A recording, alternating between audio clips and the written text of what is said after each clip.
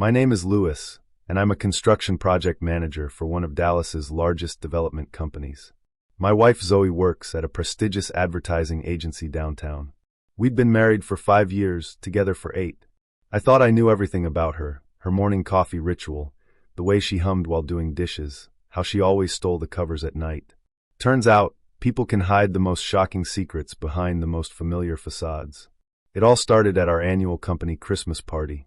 The venue was this upscale hotel ballroom in downtown Dallas, complete with crystal chandeliers and a live jazz band. Zoe looked stunning that night in a black cocktail dress I'd never seen before. When I complimented her on it, she casually mentioned she'd bought it for a work event the previous month. Strange, since she usually showed me everything she bought. The evening began normally enough. We mingled with my colleagues, made small talk about year-end bonuses and vacation plans. Zoe was her usual charming self, witty, engaging, the kind of person who could make anyone feel like the most interesting person in the room. That's what I'd fallen in love with 8 years ago. Around 10 p.m., we found ourselves at a table with my colleagues Mike and Jason, along with their wives. The conversation had taken a turn toward relationships and marriage humor. You know how these corporate events go after a few drinks. Mike, who'd had one too many whiskey sours, started joking about how all men exaggerate their accomplishments in certain areas. "Come on, we all do it," Mike laughed, gesturing with his glass. "It's like fishing stories. The fish gets bigger every time you tell it." Everyone chuckled, and Jason's wife Sarah added, "Trust me, we women know. We just play along to protect your egos." The table erupted in laughter, and then Zoe, who'd been unusually quiet up to that point, suddenly spoke up. Her voice cut through the chatter with an odd clarity. "Well, my ex definitely had more to work with, but who's laughing now, right?" The words hung in the air like smoke. You know that moment when a record scratches, and everyone stops talking at once? That's exactly what happened. Mike nearly choked on his drink. Sarah's eyes went wide. Jason stared at his plate like it contained the secrets of the universe. Zoe immediately seemed to realize what she'd said. She turned to me with this forced smile and quickly kissed my cheek. "I'm kidding, baby. You know you're perfect." But her laugh sounded hollow, mechanical. I managed to force a chuckle and said, "Thanks for the public humiliation, sweetheart." Everyone laughed again, but the moment had shifted something fundamental. The rest of the evening passed in a blur of awkward small talk and forced smiles. During the drive home, I tried to bring it up casually. "That was quite a joke back there." Zoe was staring out the passenger window, her reflection ghostly in the glass. "I'm sorry. I don't know why I said that. Too much wine, I guess." But here's the thing, Zoe wasn't drunk. She'd nursed the same glass of wine all evening. I'd been watching because she usually drank more at these events, not less. The next few days were torture. I couldn't shake the moment from my mind.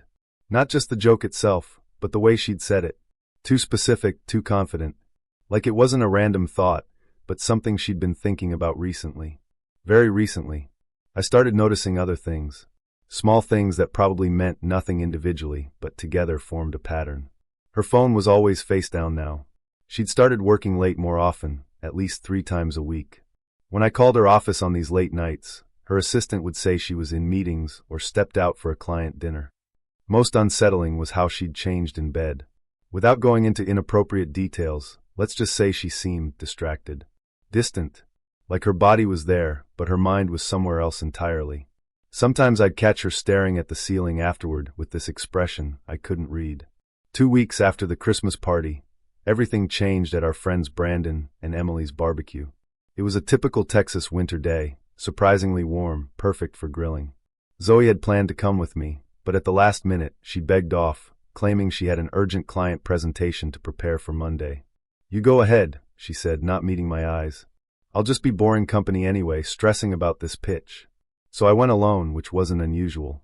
Brandon and I had been friends since college, and Emily was like a sister to me. Their barbecues were legendary in our social circle. Brandon took his brisket very seriously, and Emily made these incredible sides that could convert vegetarians. The afternoon was going great. We were maybe 6 beers in, the food was amazing, and I was finally starting to relax for the first time in weeks. Around 5 p.m., I was helping Brandon clean up the backyard when Emily came outside looking troubled. "Lewis, can I talk to you for a minute? Privately?" Something in her tone made my stomach drop. Brandon caught the mood too, and made himself scarce, mumbling something about checking on the smoker. Emily sat down on their patio swing and patted the space next to her. She was wringing her hands, never a good sign. "I don't know if I should tell you this," she began, "but if someone saw Brandon somewhere he shouldn't be, I'd want them to tell me." My mouth went dry. "What did you see him?" "Yesterday afternoon, I was having lunch with my sister downtown at that new place on Main Street. You know, Copper and Oak? We were sitting by the window, and I saw Zoe at a corner table." "Okay," I said, though I already knew where this was heading. "She wasn't alone, Louis. She was with a man I didn't recognize. Tall, dark hair, really good looking. At first, I thought maybe it was a work thing, but—" Emily paused, clearly struggling with what to say next. "But what?" They were holding hands across the table, and the way they were looking at each other. "Louis, I've never seen her look at anyone that way. Not even you, and I was at your wedding." The world seemed to tilt slightly. I felt like I was falling while sitting perfectly still. "Are you absolutely sure it was her?" "Louis, I've known Zoe for 5 years. I braided her hair at your bachelor party. It was definitely her. And there's something else." Emily took a deep breath. When they got up to leave, he kissed her. Not a friendly peck. A real kiss. She kissed him back. I don't remember much about the rest of that evening. I know I left shortly after, making some excuse about not feeling well. I drove around Dallas for hours, not wanting to go home, not wanting to confront what I'd learned. Eventually, I ended up at a 24-hour diner in Deep Ellum, drinking terrible coffee and trying to process everything. When I finally got home around midnight, Zoe was in bed, apparently asleep. But I noticed her laptop was warm. She'd been using it recently. Her client presentation materials were nowhere to be seen. The next few weeks were the worst of my life. I became someone I didn't recognize, suspicious, paranoid, constantly analyzing every word she said for hidden meanings. I started paying attention to details I'd always ignored, like how she'd started buying new underwear, expensive stuff I'd never seen her wear around me, or how she'd suddenly become interested in going to the gym, something she'd actively avoided our entire relationship. But I didn't want to be one of those husbands who snoops through their wife's things. So I waited, watched, and hoped I was wrong. The breakthrough came 3 weeks later in the most unexpected way. I was getting ready for work when I realized I'd left my phone charger in Zoe's car. She was already in the shower, so I grabbed her keys and went out to get it. Her phone was sitting in the cup holder, and as I reached for my charger, it buzzed with a text message. The preview showed just enough to make my blood freeze. "Ethan, last night was incredible. Can't wait until you can finally be free. Ethan." The name hit me like a physical blow. Ethan Morrison, her college boyfriend. The one she'd dated for 2 years before we met. The one she'd occasionally mentioned in passing, usually preceded by, "Oh, my ex used to," followed by some comparison that never favored me. Now I understood her joke at the Christmas party. She wasn't making an abstract comment about past relationships. She was talking about someone very specific, someone she was apparently seeing again. I didn't take her phone. Instead, I went back inside, kissed her goodbye like nothing had happened, and went to work. But my mind was racing. If Ethan was back in the picture, when had this started? How long had I been living a lie? That evening, I did something I never thought I'd do. I told Zoe I was going out for drinks with colleagues and instead drove to her office building. I parked across the street and waited. Sure enough, at 6:47 p.m., she emerged from the building. But instead of heading to her car, she walked 2 blocks to a coffee shop called Grind. Through the window, I watched her sit at a small table near the back. At exactly 7 p.m., a man walked in, and my heart sank. Tall, athletic build, perfectly styled dark hair, exactly as Emily had described. Even from a distance, I could see why women would find him attractive. He had that confident swagger that comes from never having been rejected. I watched them talk for an hour. The way they leaned toward each other, the way she touched his arm when she laughed, the way they looked at each other, it was like watching strangers wearing the faces of people I knew. This animated, glowing woman wasn't the Zoe who came home to me every night. This was someone else entirely. When they finally left together, walking toward the parking garage hand in hand, I felt something inside me die. Not dramatically, more like a light bulb quietly burning out. One moment there's illumination, the next there's just darkness. Over the next 2 weeks, I became a detective in my own marriage. I started documenting everything, times she claimed to be working late, suspicious phone calls, changes in her routine. I even created a fake social media account and found Ethan's profiles. Apparently, he'd moved back to Dallas 6 months ago for a job at a tech startup. 6 months. This had been going on for half a year. The most devastating discovery came when I finally worked up the courage to look at her phone. She'd gotten careless, leaving it unlocked while she took a bath. The text thread with Ethan went back months, and it painted a picture I wasn't prepared for. It wasn't just physical. They were planning a future together, talking about when she finally leaves and starting fresh. There were photos, not explicit ones, thankfully, but intimate snapshots from restaurants I'd never been to, hotel rooms I recognized from business trips she'd taken alone. But the worst part was reading how they talked about me. I was the obstacle, the complication that would resolve itself eventually. In one particularly brutal exchange, Ethan had written, "I still can't believe you married him. What were you thinking?" And Zoe's response, "I was young and scared. I thought stability mattered more than passion. I know better now. Young and scared. 8 years of marriage reduced to a temporary lapse in judgment." I almost confronted her that night, almost threw the phone at her and demanded an explanation. But something held me back. Maybe it was pride, or maybe it was strategy. Either way, I decided to handle this differently than she'd expect. The plan came to me gradually over the next week. Zoe was clearly waiting for the right moment to leave, probably after she figured out the financial implications and lined up her next living situation. She wanted to control the narrative, the timing, everything. But what if I disappeared first? The more I thought about it, the more brilliant it seemed. Instead of giving her the satisfaction of leaving me, what if I just vanished? Not permanently, but long enough to turn the tables completely. I started preparing carefully. First, I met with a divorce attorney named Patricia Chun, a shark in a designer suit who specialized in what she called high-strategy divorces. When I explained the situation, her eyes lit up like a kid on Christmas morning. "This is going to be fun," she said. "Your wife thinks she's playing chess, but we're going to show her she's been playing checkers." Patricia's plan was devious and perfectly legal. We would file for divorce immediately, but delay serving the papers for 2 weeks. During those 2 weeks, I would completely disappear from Zoe's life without explanation. No note, no goodbye, no indication of where I'd gone or why. Just gone. "The psychological impact will be devastating," Patricia explained. "She'll go from feeling in control to feeling completely helpless. By the time she gets the divorce papers, she'll be so emotionally destabilized that she'll agree to almost anything just to end the uncertainty." While Patricia prepared the legal paperwork, I made my own preparations. I transferred my half of our joint savings to a new account at a different bank. I arranged to take 2 weeks of vacation time, something I'd been accumulating for years but never used. I packed a single suitcase with essential items and moved it to my brother Jake's place in Houston. The hardest part was acting normal during those final days. Kissing her goodbye each morning, making small talk over dinner, pretending to watch TV together while she texted with Ethan. Several times, I almost cracked and told her I knew everything. But I reminded myself that she'd been acting for months. I could manage a few more days. The day I chose to disappear was a Friday in March. Zoe had mentioned she was working late again, another client dinner, that I knew was really a date with Ethan. Perfect. I left work at my normal time, but instead of going home, I drove straight to Jake's place in Houston. I'd already arranged for a neighbor to pick up my car from the office parking lot and store it in their garage, so there would be no trace of where I'd gone. Before I left Dallas, I did one last thing. I stopped by that coffee shop where I'd watched Zoe and Ethan together and left an envelope with the barista, a young woman named Maya who I'd chatted with a few times.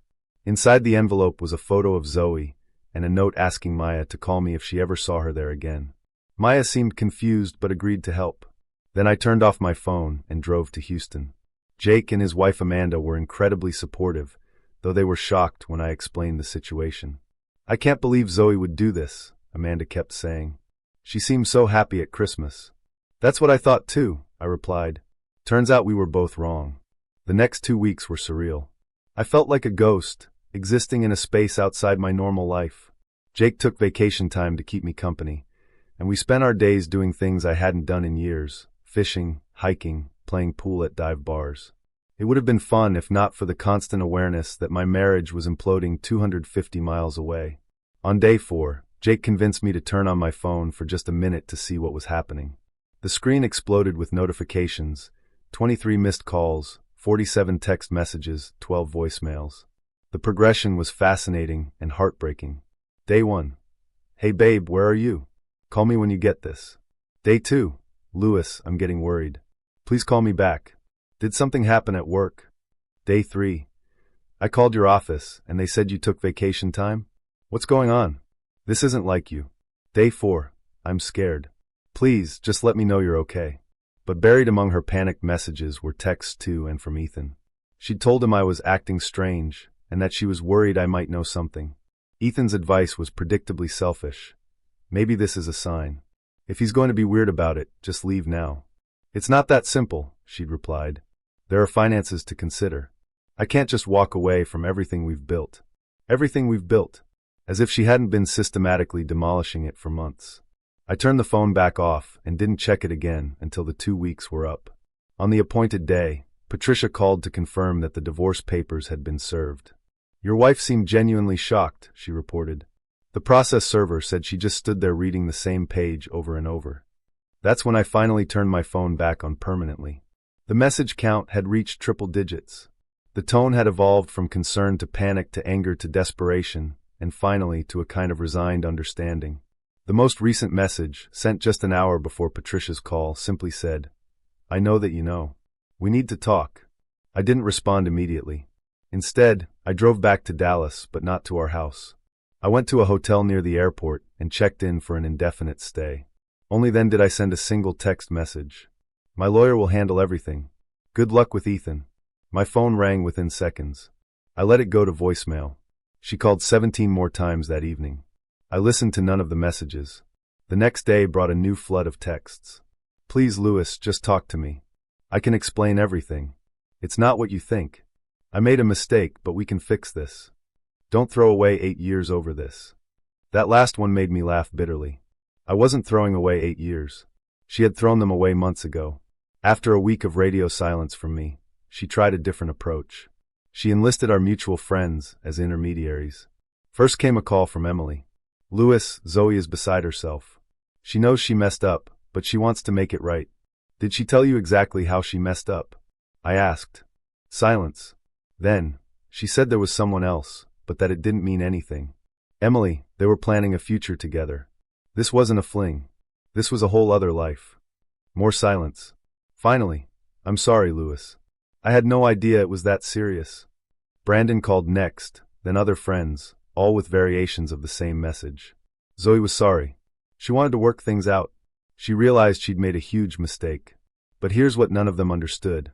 I wasn't angry anymore. Anger would have implied I still cared enough to fight. What I felt was something much worse, complete indifference. She'd become a stranger to me, and you can't fix a marriage with a stranger. The divorce proceedings moved quickly once Zoe realized I was serious about ending things. Patricia had been right. The 2 weeks of uncertainty had left Zoe emotionally exhausted and eager to just get it over with. She agreed to a straightforward 50-50 split of assets and waived any claim to alimony. The only time I saw her during the entire process was at the final court hearing.